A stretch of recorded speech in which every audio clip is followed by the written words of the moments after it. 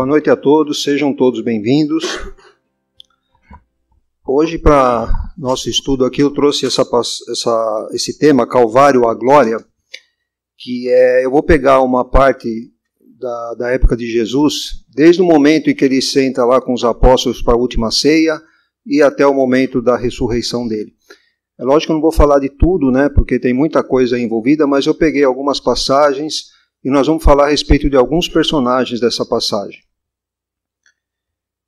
Então vamos lá, começar por Judas. Está em João 13, quando Jesus estava lá na ceia com os apóstolos, ele disse: em verdade vos digo, um de vós me entregará.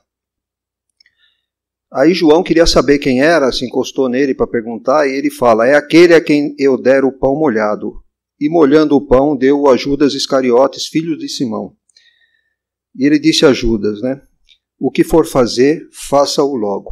O que Judas fez? Saiu, ele tinha acordo com o pessoal lá do templo, com os sacerdotes, ele tinha recebido 30 moedas de prata para entregar a Jesus. E ele sabia dali aonde Jesus iria. Eles normalmente iam para o Getsemane. O Getsemane era um jardim que ficava no pé do Jardim das Oliveiras, né? Então ele sabia que às vezes eles iam lá, dormiam lá, passavam a noite lá, então Judas sabia. O que ele fez? Ele foi lá com os guardas do sacerdote e foram até o Getsemane. E lá encontrando Jesus, todos sabem, ele traiu Jesus, né, apontou quem era com um beijo. Bom, então, Simão Pedro, que tinha uma espada, naquela confusão toda, Simão Pedro tinha uma espada, desembainhou a espada, né, feriu o servo do sumo sacerdote, cortando-lhe a orelha direita. E o servo chamava-se Malco. O Norinho comentou dele aqui na quinta-feira passada. Em Lucas 22, Jesus fala: deixai, já basta, e tocando a orelha, curou o Malco. Então, quem era o Malco, né? Aqui em todos os evangelhos eles falam um servo do sumo sacerdote. O servo do sumo sacerdote não eram os guardas do templo, não, ele era servo. O que era o servo? Aquele que estudava para ser sacerdote, ele ficava de 5 a 8 anos mais ou menos estudando a Torá para ser sacerdote. E no último ano dele, para que ele pudesse se formar, não sei como é que chamava, né? Mas para ele se formar ou ordenar sacerdote, ele ficava sendo servo do sumo sacerdote. Então ele acompanhava o sumo sacerdote em tudo, né, para aprender, e ele era um servo. E de 12 em 12 horas ele tinha que ir lá no altar, trocar a lenha, porque no altar o fogo tinha que ficar queimando direto, né? Então ele fazia algum serviço no templo e acompanhava o sumo sacerdote. Só que tem um detalhe, né?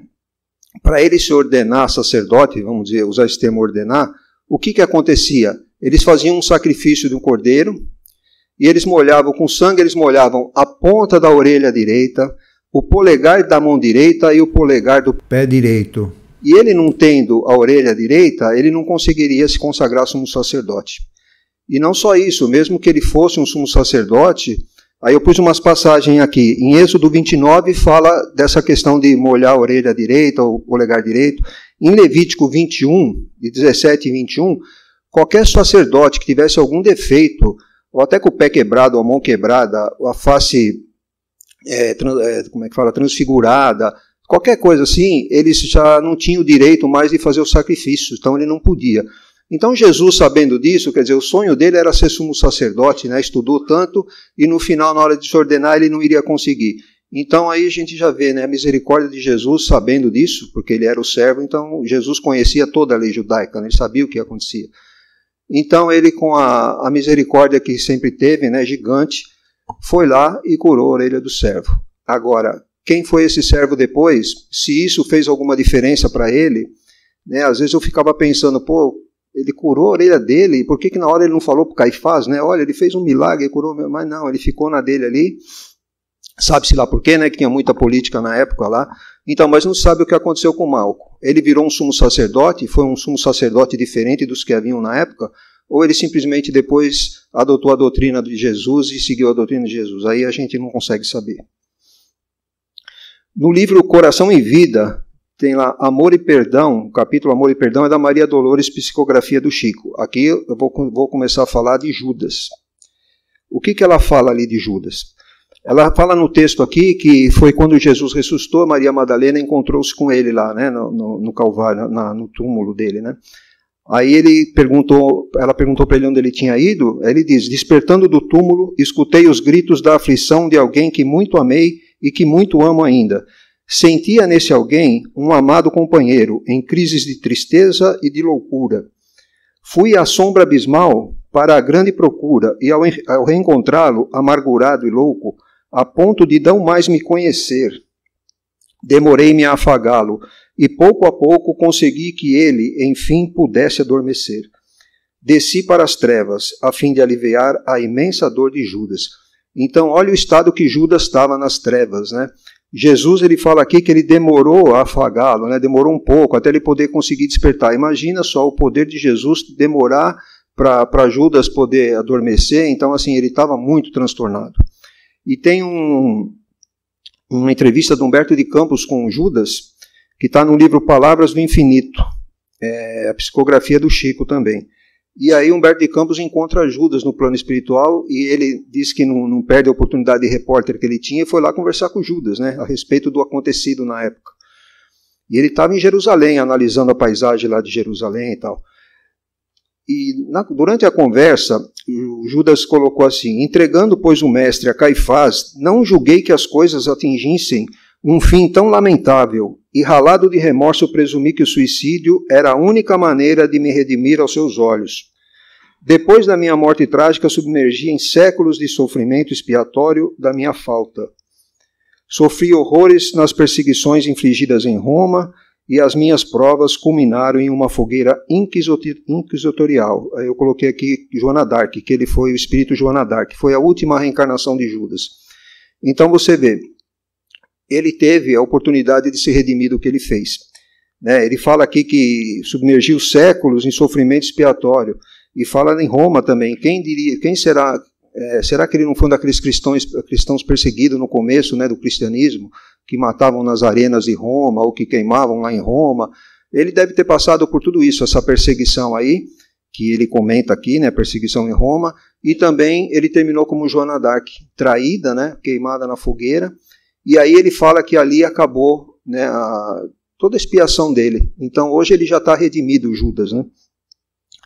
E ele continua: quanto ao Divino Mestre, infinita é a sua misericórdia, e não só para comigo, porque se recebi 30 moedas vendendo-o aos seus algozes, há muitos séculos ele está sendo criminosamente vendido no mundo a grosso e a retalho, por todos os preços, em todos os padrões do ouro amoedado. Eu não vou tecer maiores comentários sobre isso, mas a gente sabe de muita coisa nesse sentido, né?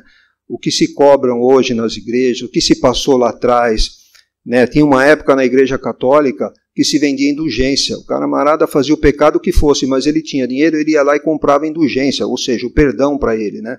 Então muitos reis fizeram isso e davam terras e mais terras para a igreja, e a Igreja Católica vai crescendo, vai crescendo.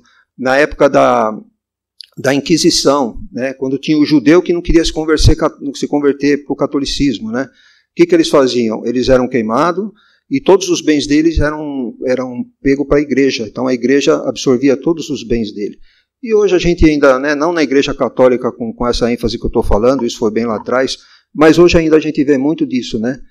A gente vê cobranças de, olha, se você não... Quem der R$1.000 para conseguir o perdão, ou para ser abençoado, quem dá 500, a gente vê um monte de coisa desse tipo, né? E não só nas igrejas, mas médiums também, tem muitos médiums que cobram, né, para poder fazer evidência, para ler uma carta, para qualquer outra coisa parecida. Então Judas estava com a razão. Então estão vendendo Jesus desde aquela época, né? Como ele fala aqui, a todos, com todos os preços e todos os padrões de ouro amoedado. E de fato é isso que acontece.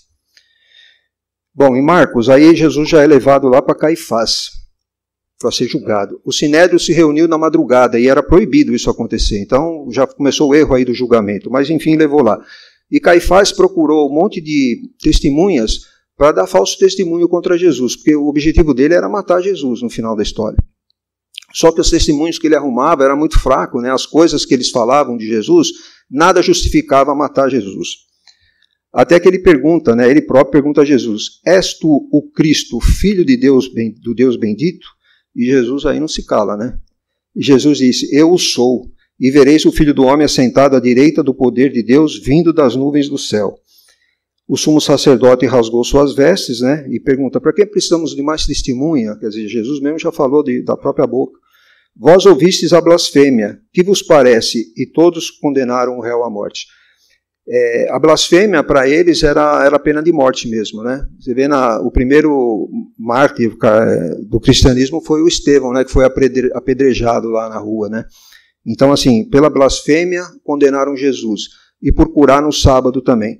E ele fala aqui que era filho de Deus. Depois, mais para frente, a gente vai ver essa questão do filho de Deus, como era a coisa. Em João, aí 18, ele já foi para Pilatos. E aí Pilatos, né, começa uma série de interrogatórios com ele lá.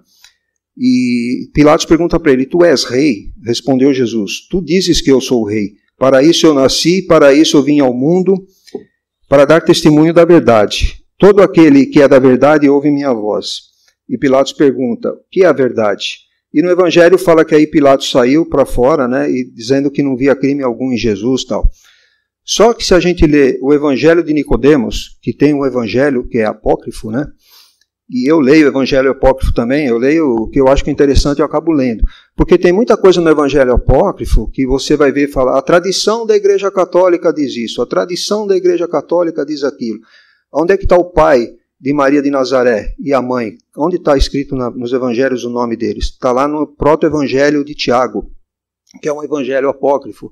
Então essas questões de tradição, por isso que eu leio. Mas no Evangelho de Nicodemos, ele tem um complemento aqui nessa conversa, né? Que Pilatos pergunta o que é a verdade, e Jesus responde que a verdade vem do céu. E Pilatos retruca ele, pô, então na terra não tem verdade? Aí Jesus fala para ele assim, veja quem diz a verdade, como é que aquelas pessoas que têm autoridade na terra o julgam.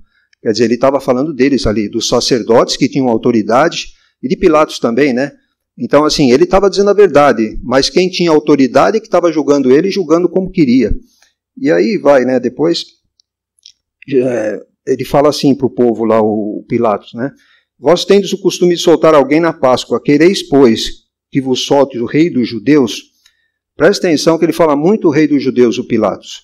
E lá no final nós vamos falar sobre o rei dos judeus. Então todos gritaram, de novo, né? Não a este, mas sim a Barrabás. E Barrabás era um ladrão, segundo João aqui.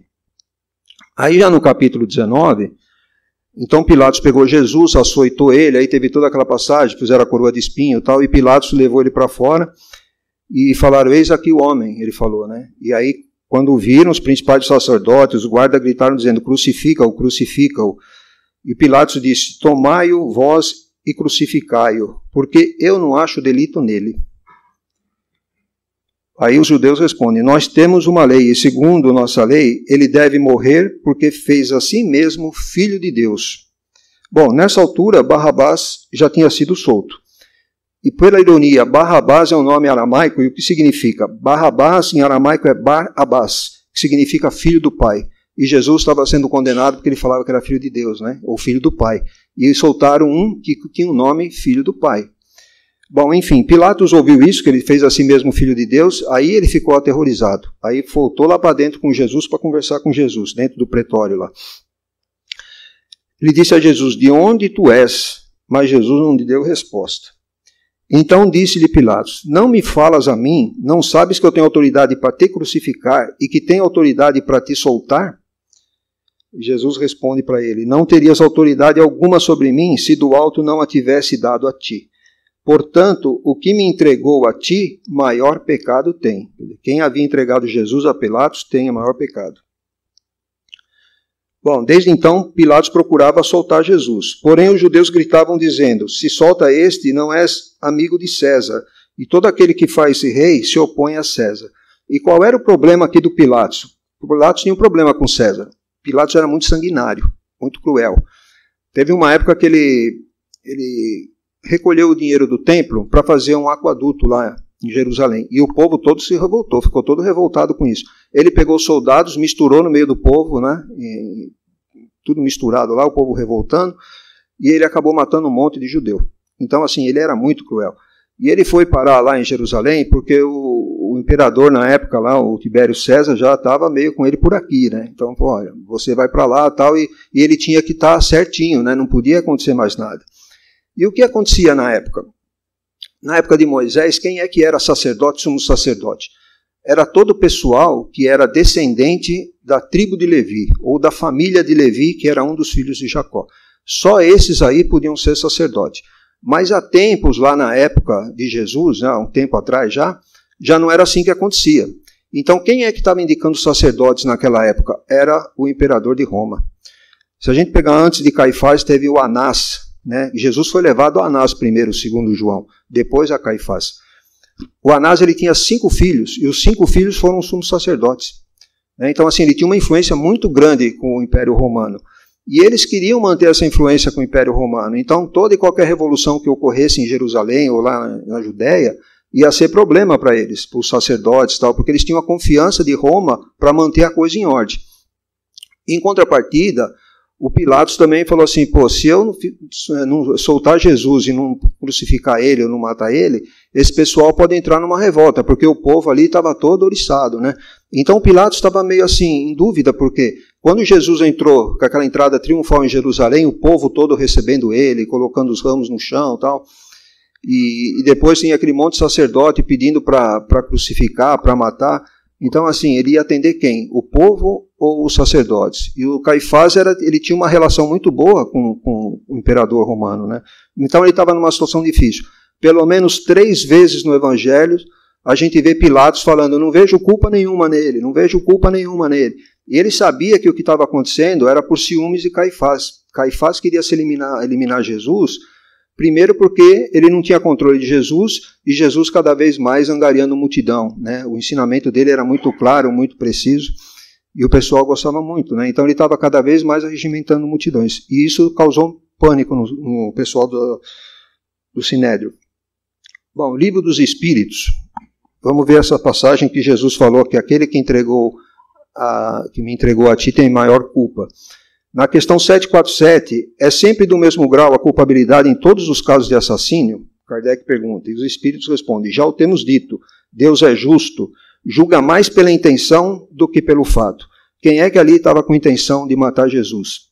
Era Pilatos ou os sacerdotes? Aí na questão 764, Kardec fala, disse Jesus, quem matou com a espada, pela espada perecerá. Essas palavras não consagram a pena de talhão? E daí o Espírito responde, tomai cuidado, é Deus quem a aplica. Então a lei de talhão é Deus que aplica.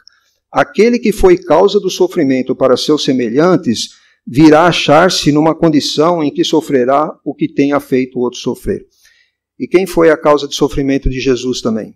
Eu tenho minha opinião, mas depois vocês têm de vocês, né? Vocês leiam o Evangelho, vejam lá. Mas assim, aquele que foi a causa do sofrimento de Jesus, pagou com toda certeza. Na 765, o que se deve pensar da pena de morte imposta em nome de Deus? A pena de morte é um crime quando aplicada em nome de Deus, e os que a impõem tornam-se culpados como por qualquer outro assassino. Então, assim, na época lá para trás, a gente vê na época das cruzadas, quanto se matou em nome de Deus, né? Muito, foi muita gente, tudo era em nome de Deus, uma cruzada foi terrível também. E hoje a gente se mata em nome de Alá. Alá é Deus, para o muçulmano, em vez de chamar Deus, eles chamam Alá. Então, até hoje, os radicais lá matam em nome de Alá, em nome de Alá. Então, até hoje, continuamos matando em nome de Deus. Continuamos a humanidade, né? Estou falando. Então, assim, o crime é o mesmo que seja em nome de Deus, né? Não se pode matar em hipótese alguma. Então, vai responder da mesma forma. Bom, João 19, aí Jesus já foi crucificado, né? Já estava lá no Monte Calvário crucificado. E tem uma passagem aqui que os soldados, quando crucificaram Jesus, tomaram suas roupas, repartiram em 4 partes, uma para cada soldado, e a túnica, ele fala, ora, a túnica era sem costura, tecida como uma peça, só uma peça, de alto a baixo. E daí os soldados, né, disseram entre si, não a rasguemos, mas tiremos a sorte para ver com quem ficará. Aí João fala aqui, ó, isso a fim de se cumprir a escritura que diz, repartiram entre si minhas roupas e sortearam minha veste. Foi o que fizeram os soldados. Daqui a pouquinho a gente fala sobre isso aí. Vamos para o outro. Em Marcos 15, em Marcos ele fala que Jesus foi crucificado na hora terceira. para a gente entender assim, hora terceira, o que seria? O nosso dia começa às 0 hora, né? E para o judeu, o dia começava às 6 horas da manhã, com o amanhecer do sol. Então, nós estamos 6 horas na frente dele. O nosso amanhecer acontece 6 horas antes do que o deles. Terceira hora, para eles, o que era? A terceira hora do amanhecer. Então, se amanhecia às 6, era 9 da manhã. Ou, para a gente fazer conta fácil, é só somar 6. Terceira hora, mais 6, 9. Sexta hora, mais 6, 12, meio-dia. A gente vê muito terceira hora, sexta hora, a 9ª hora. Então, é só somar 6 que a gente já consegue associar com o nosso horário. Bom, Marcos fala que ele foi crucificado na hora terceira. Da hora sexta até a hora 9ª, houve trevas em Jerusalém. E na hora 9ª foi quando Jesus morreu. E ele fala, é a hora 9ª, e a hora 9ª Jesus deu um grande grito dizendo, Eli, Eli, lema sabachthani, que traduzido significa, Deus meu, por que me desamparaste? E Jesus então, dando um grande grito, expirou. E o véu do santuário se rasgou em 2 partes, de cima a baixo. Isso Marcos fala e Mateus fala também. Aqui nós vemos aqui, Deus meu, por que me desamparaste? Então, será que Deus desamparou Jesus na hora lá? Por que ele teria falado isso, né? Porque, então, Deus tinha desamparado ele. Nós vamos ver daqui a pouquinho, junto com a roupa lá dos guardas, né? Se Deus desamparou Jesus ou não. Vamos falar do véu que se rasgou. Nas obras de Flávio Josefo era um historiador do 1º século. Então viveu logo depois de Jesus. Ele fala que o véu tinha 18 metros de altura, 9 de largura e 12 centímetros de grossura. 12 centímetros de grossura é isso aqui, ó. E ele fala que 2 cavalos amarrados, um de cada lado, não conseguia rasgar o véu. Então olha o que aconteceu com o véu do templo. Simplesmente rasgou de cima a baixo, segundo Mateus e segundo o relato de Marcos também. Aí vamos falar dos soldados com as roupas. Jesus ali, tenho certeza, Deus não desamparou ele não. Ele estava chamando a atenção. Vocês lembram que ele falou que ele não veio para acabar com a lei ou destruir com a lei, ele veio para cumprir a lei. E ali, eu já ouvi falar que Jesus estava cantando, mas aí também é um exagero muito grande, né? Porque ele estava recitando um salmo ali, Salmo 22, e salmo era cântico, né? Era o cântico, é um salmo do rei Davi, que foi escrito 1000 anos antes de Jesus, e nesse Salmo 22, depois vocês pegam e leiam ele, para ver o quão interessante é, o que aconteceu. Eu peguei alguns trechos para ver o que tinha acontecido aí, o que Davi falou na época, 1000 anos atrás. Ele começa assim, Deus meu, por que me desamparaste? Por que está tão longe da minha salvação e das palavras de meu clamor? No 7 ele fala, todos os que me veem zombam de mim, torcem os lábios, meneiam a cabeça dizendo, confiou no Senhor, livre-o ele, salve-o, pois nele tem prazer. Ali muita gente passava e ficava realmente meneando a cabeça, que eu acho que não. Pô, você salvou muita gente, salva-te agora, desce daí para a gente crer em você. Então eles queriam que Jesus descia da cruz para poder crer nele. Então muitos faziam isso lá. E ele continua, porque cães me rodearam, um bando de malfeitores me cercou, perfuraram minhas mãos e meus pés. Posso contar todos os meus ossos, eles me veem e me observam. Repartem entre si minhas vestes, e sobre minha túnica lançam sortes. Mas tu, Senhor, não te afastes, fortaleza minha, apressa-te-me em socorrer. Como é que há 1000 anos atrás existe esse relato? Jesus veio para cumprir as Escrituras. Isso não aconteceu com o Davi. O rei Davi não passou por isso, ninguém passou por isso. Quem passou foi Jesus. Então, quando ele fala na cruz aquilo, Deus meu, por que me desamparaste? O que ele está fazendo é chamando a atenção para a gente, eu acredito nisso, de olha, o que estava escrito na Escritura 1000 anos atrás está acontecendo agora, está acontecendo comigo. Então ele simplesmente quis nos chamar a atenção, nos dar um alerta, porque não é só isso, tem outras passagens que os profetas falaram, também Isaías tem muita coisa que falou, Jeremias também tem, de passagens de Jesus, o que aconteceu, né?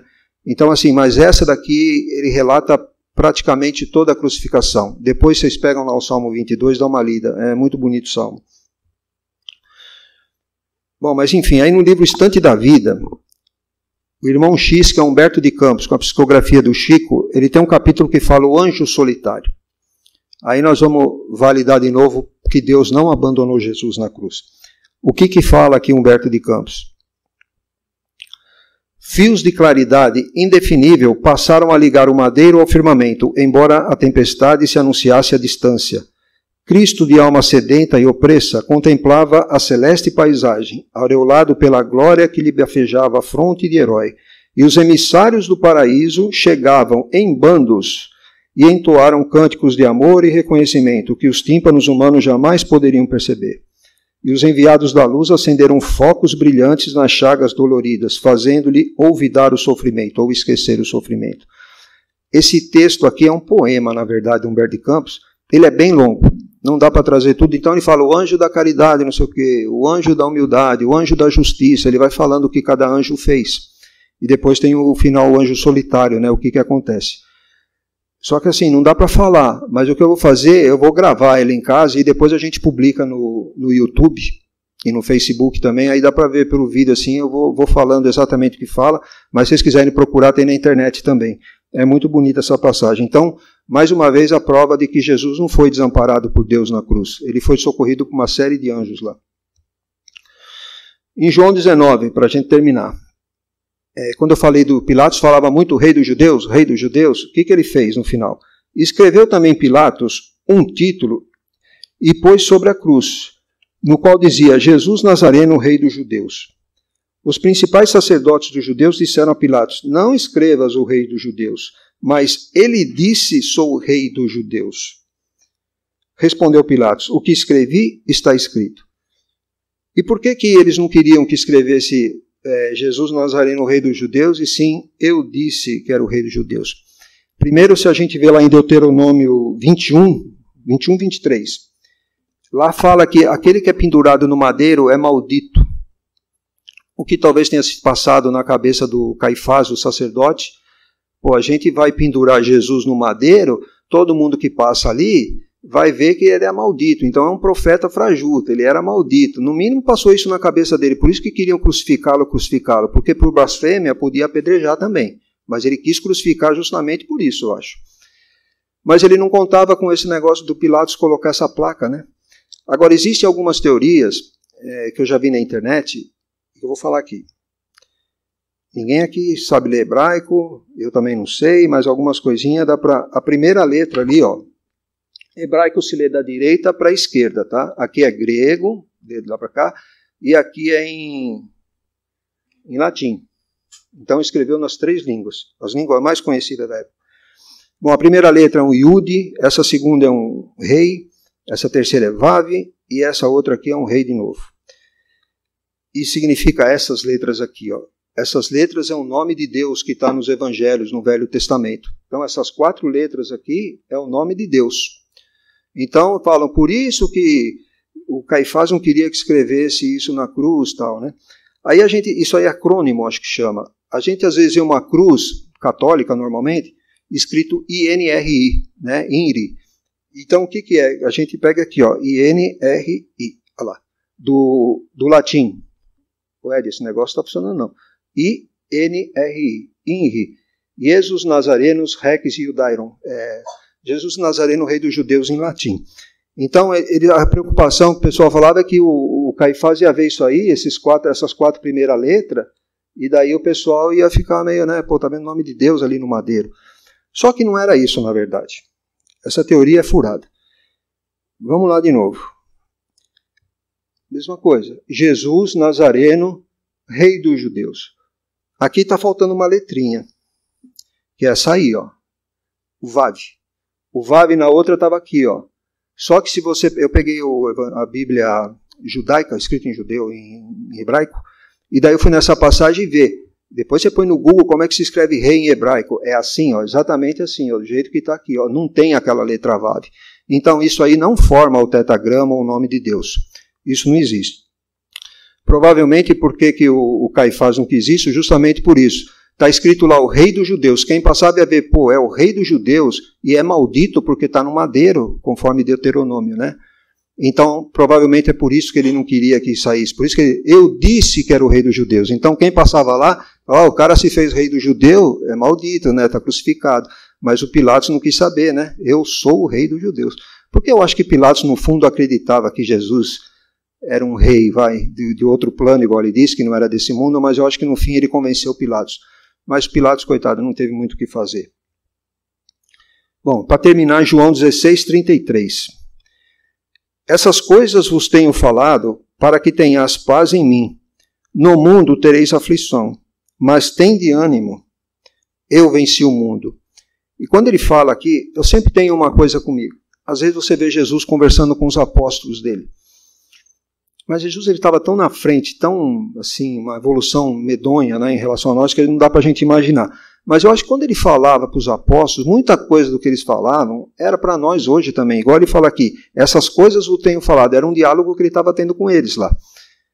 Mas serve para nós também, né? Ele tem falado para que a gente tenha a paz, ou seja, os ensinamentos que ele deu, né? Se a gente seguir, a gente procurar praticar a caridade dele, a humildade, o perdão que ele tinha, né? Para você ver o que Judas fez, o que ele fez depois para Judas, né? Perdoando. Quer dizer, Jesus era amor puro, né?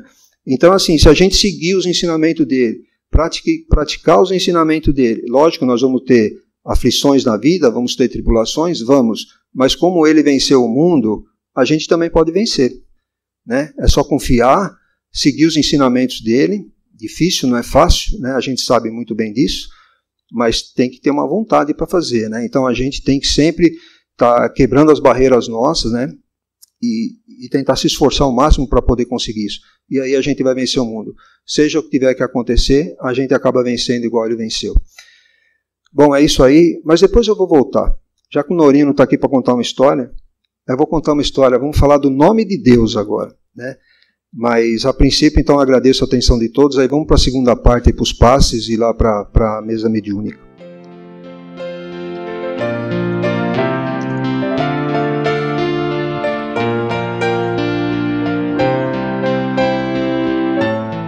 Vamos falar agora a respeito do nome de Deus. O nome de Deus é representado por essas 4 letras aí. Como do hebraico a gente lê da direita para a esquerda, então nós temos aqui o Yud, o Re, o Vav e o Re novamente, que representam essas letras aqui no alfabeto que nós estamos habituados, né? O Y, o H, o W, ou alguns casos a gente vê V também, pode ser W ou V, e o H novamente. E como é que se lê essas letras? Como é que se fala? Porque aqui a gente está vendo que só tem consoantes. E o hebraico era isso aqui naquela época, só tinha consoantes. Né? As vogais, eles foram identificar elas só mais ou menos lá para o século X, né? Mais ou menos por ano 1000, pelos escribas, né? Que eram os maçoretas. Eles que criaram as vogais para colocar aqui para facilitar a leitura. Né?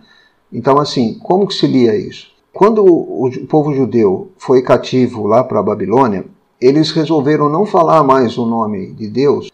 Por quê? Para que esse nome não caísse no conhecimento dos pagãos, ou dos gentios que eles chamavam, né? Porque lá em Êxodo 27 e Deuteronômio 5:11, fala lá, Deus falou, não tomarás o nome do Senhor teu Deus em vão.